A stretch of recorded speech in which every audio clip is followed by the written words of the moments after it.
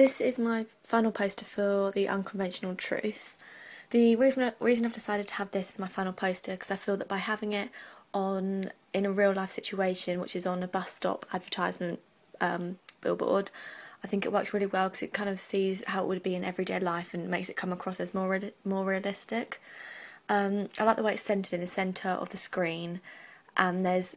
atmosphere going around, there's cars passing and people on bikes passing, and I think this works really well because it looks like something that could genuinely be a real life poster, and it looks like something that you see every day when you go to bus stops and you see advertisements. The reason I just chose to have this poster because I think, generally speaking, the posters from the ones I made, I think the portrait version, which is this one, worked better than the landscape version because it kind of made it more realistic, and also it looked more interesting and intricate together. I know it's put together because of the way there was not much slack space, whereas with the landscape one I found there was more slack space where there was no writing, so I think this works better. I decided to have the names of the actors on the top of the poster because I was looking through research that I'd done on previous posters and film noir posters. I felt that this was kind of a stereotypical convention of a film poster, and it's most likely placed that they're usually positioned, so I wanted to do this to make it look more realistic. Underneath there I had two quotations from Empire magazine and the Daily Mail, and I wanted to have these, I wanted to make it look more realistic. So whenever you look at a film poster, I always think if you see a quote from either a newspaper or an online article that have said good things about it, it makes you more inclined to want to go and see it because it's been rated really well, so I think this was a feature that I wanted to include. At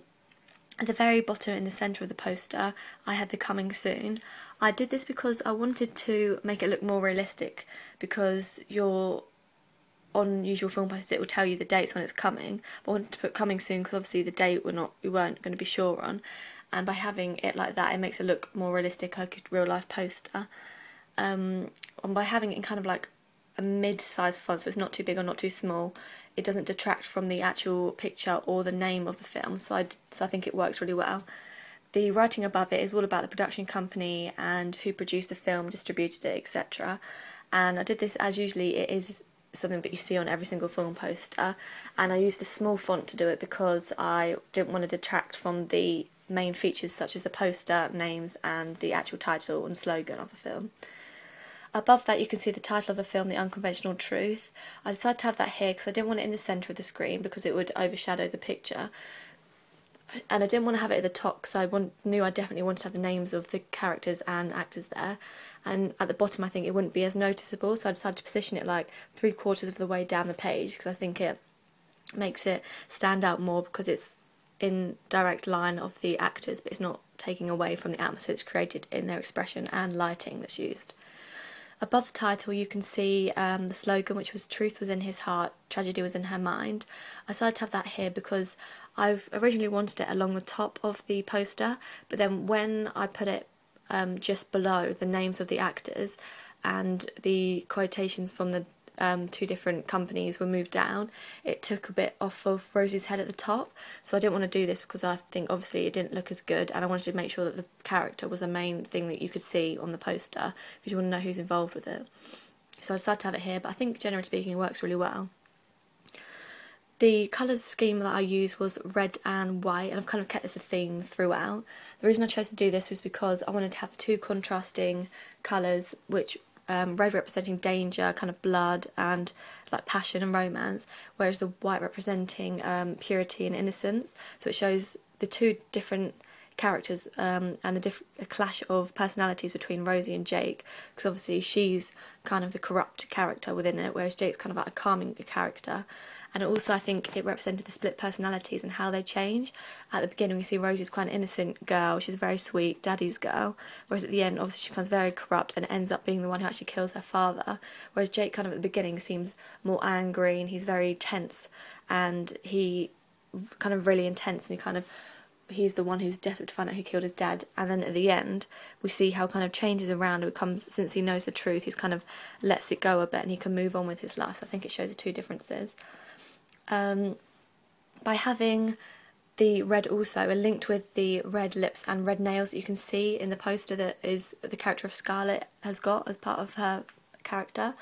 And the reason I did this because I wanted to find a way of linking the two together but without making it too obvious, and giving the audience kind of a foreshadowing symbol of what is to come. Like red is the main key colour of the femme fatale in the film, and also obviously the blood from when the father dies. So I think it's a massive code and enigma code for the audience before the even film started. The characters are wearing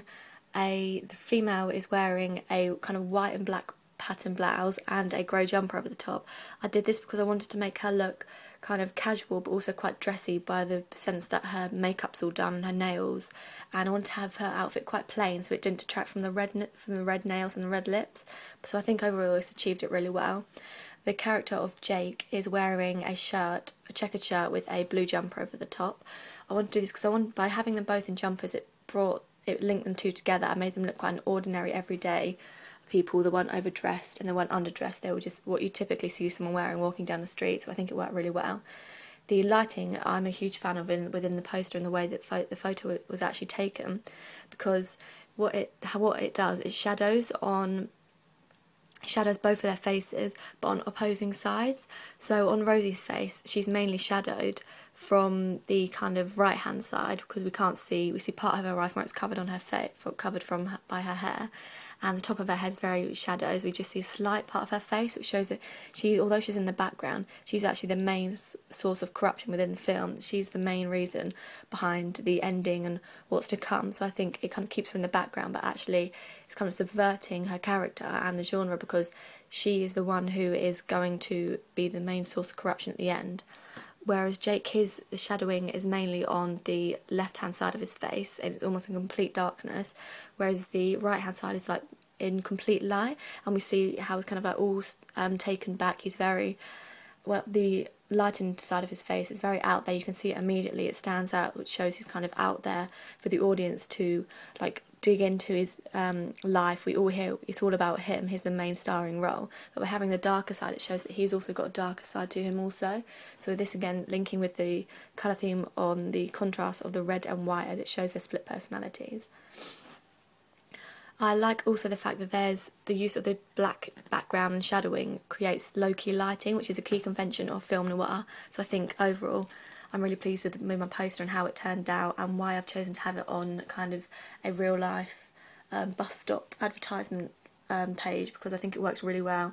and it makes it seem more realistic, as well as linking with the theme and the genre of film noir and neo-noir due to the colours that are used and the convention of low-key lighting and red lips and red nails for the femme fatale.